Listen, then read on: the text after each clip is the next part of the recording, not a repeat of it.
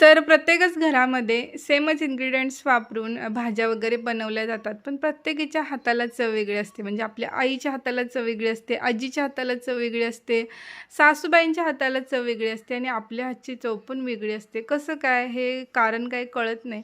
कारण सेमच इन्ग्रीडियंट्स आपण वापरत असतो, तरी पण टेस्ट वेगळीच असते.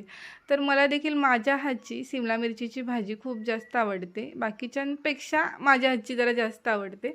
तर मी आज तीच बनवते आहे. तर इथं मी तव्यावरती बारीक गॅसवरती एकदम खोबरं भाजून घेतलं आहे. त्यानंतर त्याच्यामध्ये लसूण टाकला आणि थोडीशी कोथिंबीर टाकली. ते देखील फ्राय करून घेतलं. याच्यामध्ये थोडंसं दरदरीतच वाटून घेतलं आहे. थोडंसं शेंगदाण्याचं कूट, लाल तिखट, हळद, गरम मसाला आणि 1 ते 2 चमचे तेल ॲड केलेत आणि मस्त अशी मिरची भरून घेतली. आणि ही रेसिपी तुम्ही जरी ट्राय करून बघितली तरी सेमच जमत नाही. शक्यतो प्रत्येकाची हातची चव वेगळी असते, त्यामुळं भाजीला चव वेगळीच येते.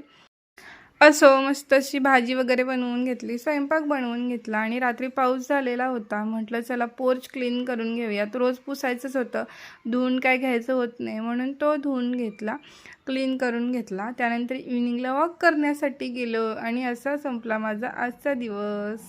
भेटूयात उद्या. बाय.